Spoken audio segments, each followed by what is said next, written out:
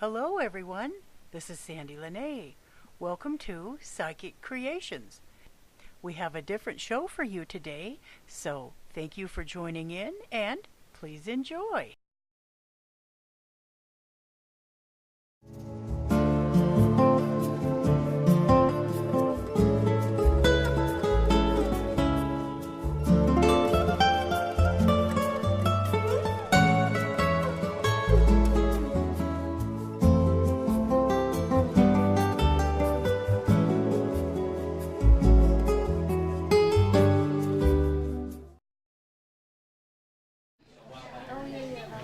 Hi, how are you today? Thank you so much for coming to our Spirited Nevada event. This is the 5th year of our event, and we really want to make it an opportunity to talk about history in different formats, in paranormal to historic cemeteries, to authors writing about ghosts of Lake Tahoe. I think this is a great way to draw on different people who maybe have never been to the Historical Society. And just, it's a good partnership, and it just, I think, it's just kind of fun in the spirit of Nevada, with Nevada Day coming next week. So let me introduce Sandie La Nae. We've got, our program's going to be like 45 minutes, and then we'll have everybody in the hallway as well. Don't miss Betty Franklin. She's in our break room, our conference room, sorry, and she'll be giving mini tarot readings. And so it's just going to be a full day of programming. Sandie will give her lecture. Kim will give her Chautauqua about Julia Bulette. Then we'll have Patrick Benson. He will give a lecture on his book of ghost stories of Lake Tahoe. And then we'll have Candace Wheeler, who's the executive director for the Comstock Cemetery Foundation. She's going to give a great lecture about the famous and infamous people that lived in Virginia City, and talk a little bit about what the foundation does up there. And then we'll have our really bad Nevada themed movie, of course, that you can stay if you want.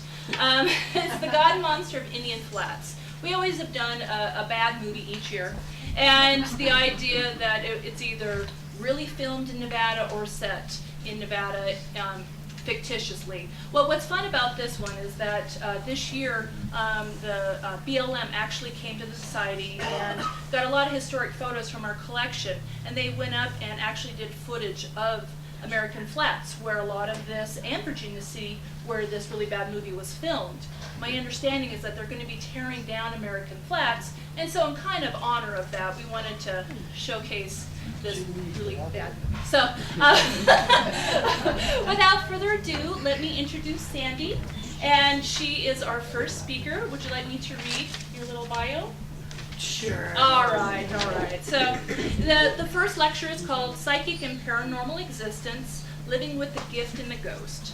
So, blessed at birth with psychic abilities, Sandie La Nae will speak about living with her gift and how she uses these abilities in paranormal investigations, as well as in penning her books. And Sandie, why don't you start? Thank you so much. That was great. Thank you. Well, hello everyone. Welcome. I'm Sandie La Nae, and thank you very much for your interest in my lecture.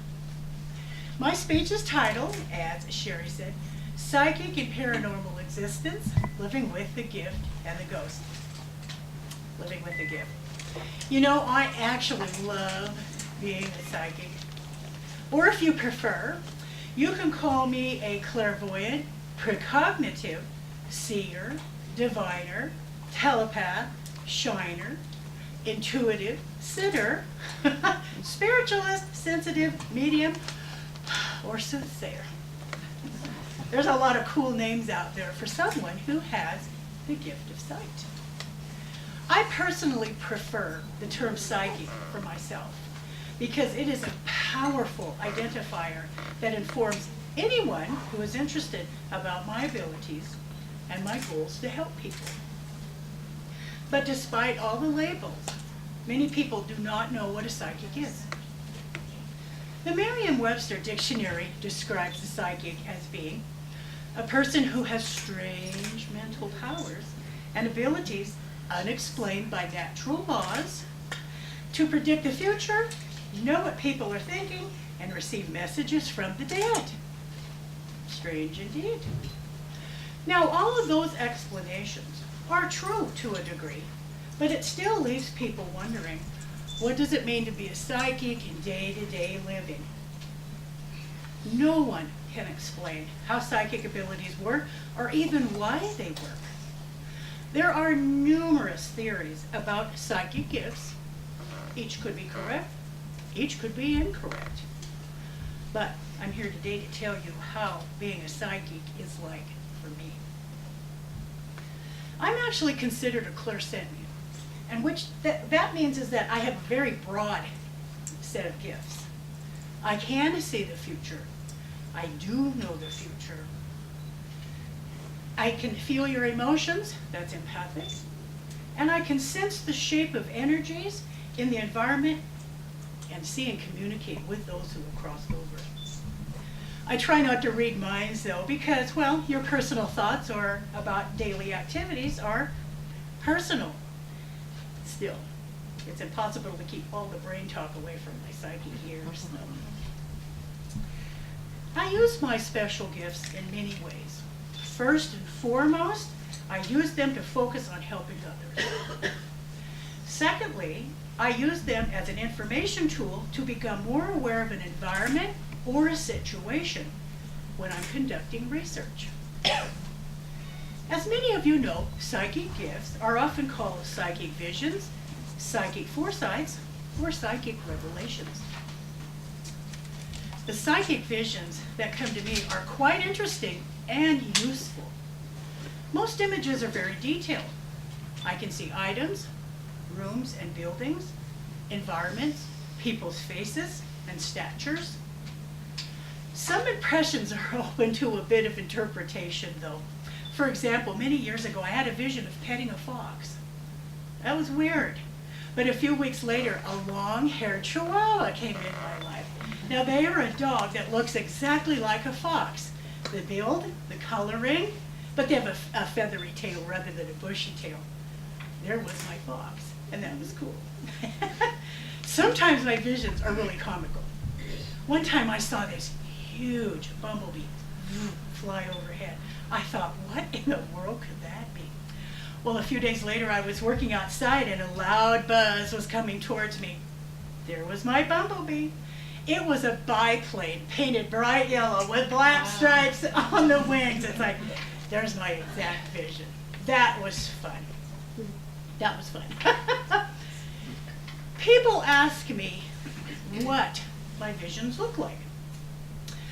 The only way that I can describe them is it looks like I'm viewing a memory. For example, tomorrow you will remember that you were in this building, watching me talk, maybe perhaps remembering what I'm wearing, but not how many light fixtures there are or pictures on the wall. This is how I view my visions. I perceive what is directly in front of me, not so much peripherally. And the images are just somewhat dreamy looking, like I'm remembering the scene, not seeing it, the face on. It's real difficult to describe. Now, many have asked me how my visions come to me. Most of the times the visions, of course, just pop into my mind like an idea. But those visions, however, are full of detail and information, such as what something is, what it feels like, what it smells like, perhaps even a person's appearance, their job, their house. I see all that too. But at times, the messages arrive in the form of physical, visual, or auditory signs.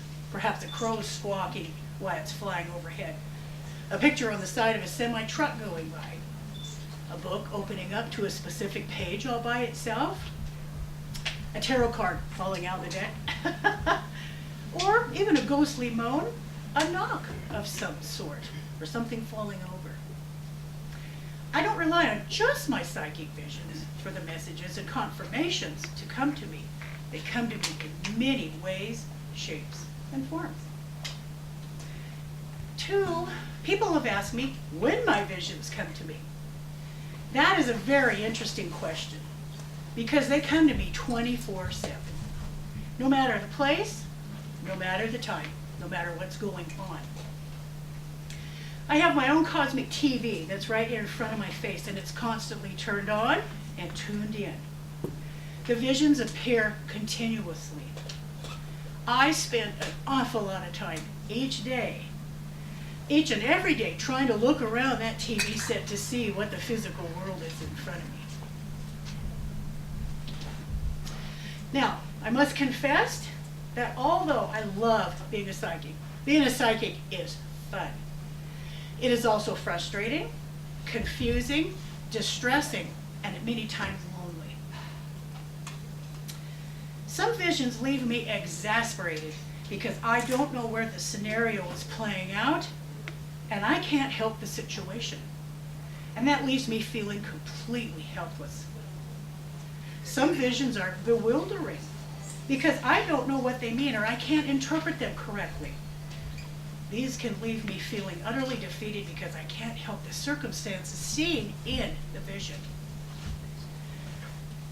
To be honest, some visions that come through are not of happy circumstances or scenarios. These visions can leave me depressed as I'm powerless to do anything about them. Not all fun and games. Now, being a psychic at times is very lonely because many do not understand just what my existence is.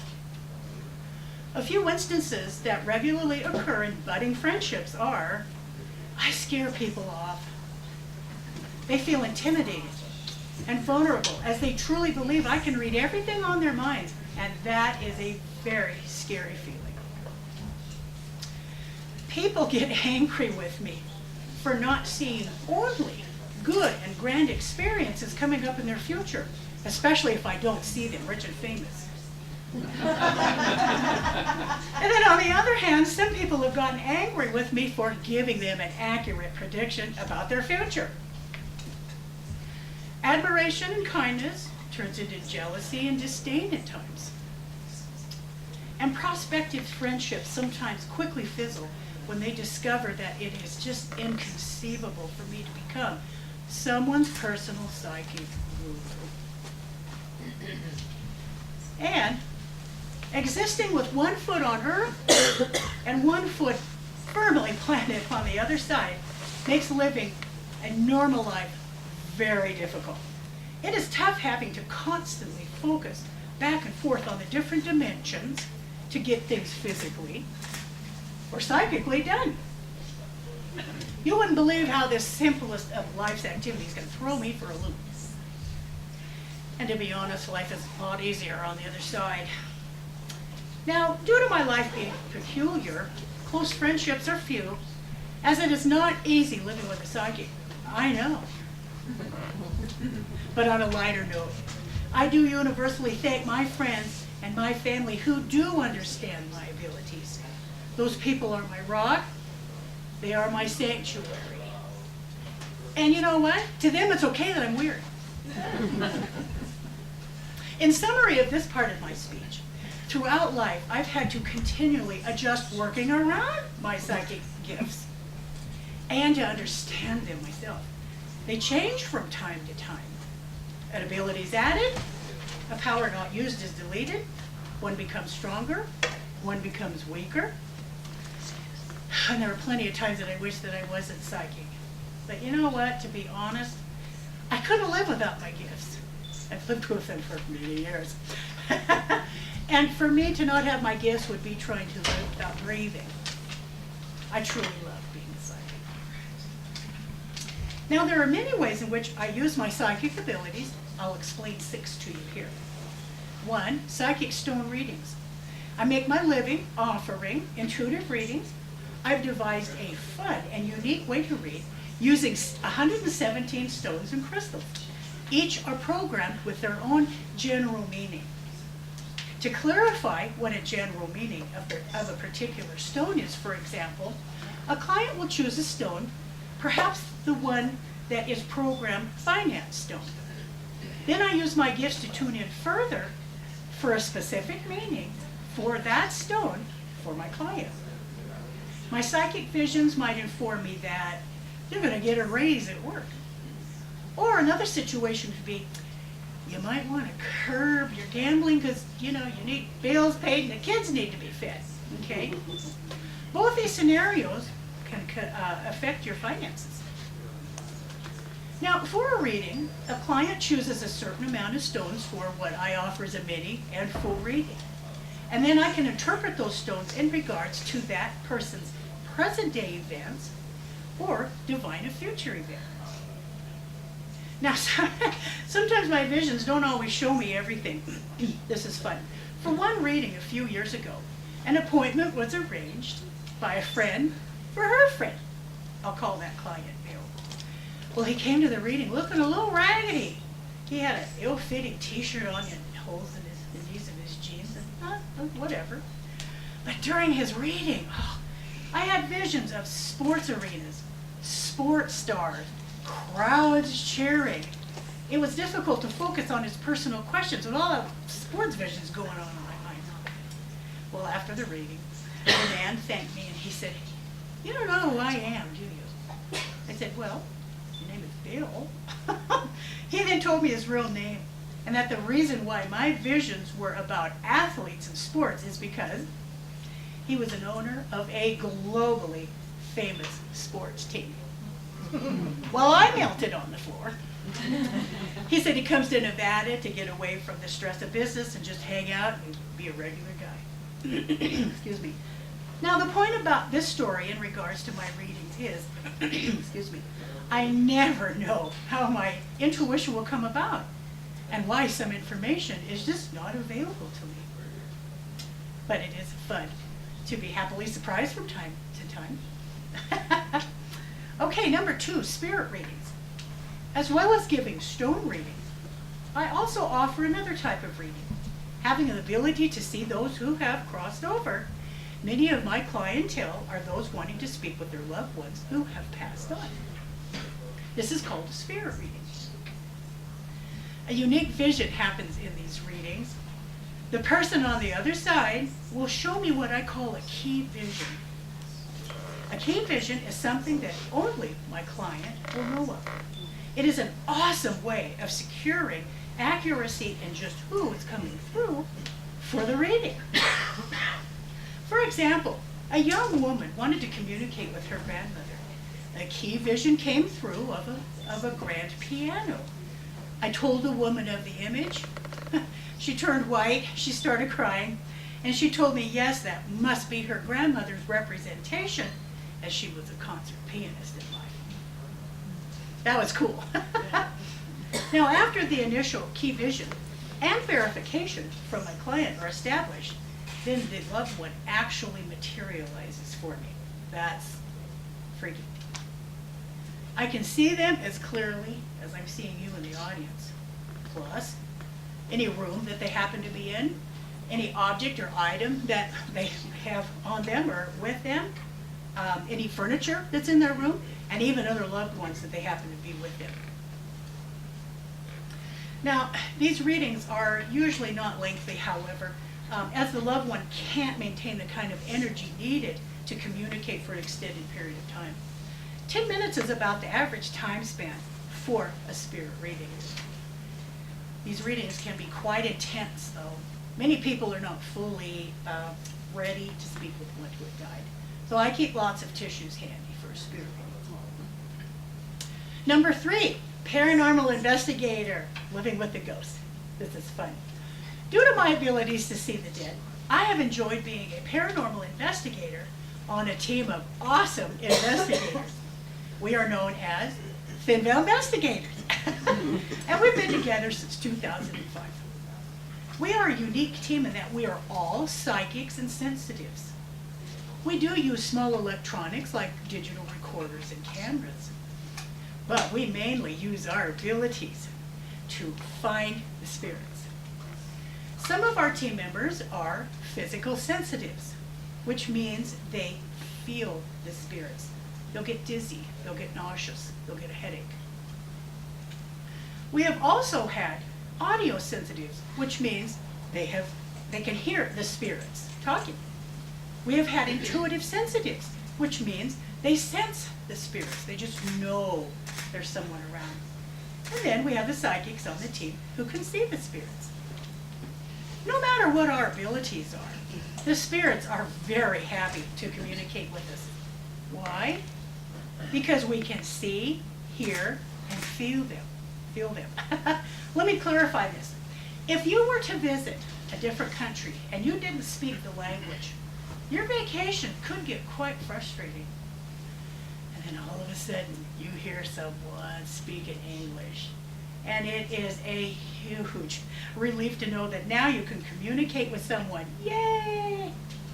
We sensitives and psychics are basically the spirits, basically speak the spirit's language in recognizing their presence.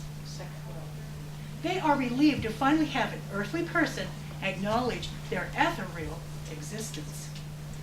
And usually the spirits will gang up on us wanting to talk all at the same time. But they each get their own turn though. Now we have investigated many places, such as private homes, businesses, museums, cemeteries, stores, haunted houses, meadows, caves, historic structures, mines, and even items and objects. It is fun to use our psychic abilities in discovering the ghosts. Spirits can't hide from us when we go investigate. As an aside, please visit team member Carolyn Burton. She's sitting right back here, as she will be out in the lobby, being ghosts love to communicate. View our simple but reliable tools we have for them to do so. She's got a nice display out there of all kinds of things. As an added notation too, the following lecture is also a Thin Veil Investigators team member. She left. All right. Now, number 4 and 5, remote viewer and psychic archaeology. A remote viewer is a term when psychic abilities are used to see people, places, or things at a great distance while not even leaving the comfort of your home or office. Having been blessed with this unique ability, this is how remote viewing works for me. An address or coordinate is given, and with that information, I can view a particular place, find a certain person, or locate a specific object.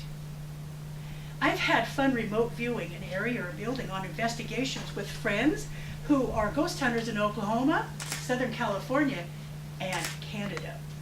All from my Carson City home, and all from my comfy couch. Now too, I have used remote viewing abilities with law enforcement agencies to trace or locate people. That's cool. Now my friend Simone is a filmographer, and she lives in Italy. And she creates many documentaries of ancient ruins around that country. We have produced a video series called Psychic Archaeology. To create those shows, Simone sends me coordinates of a ruin.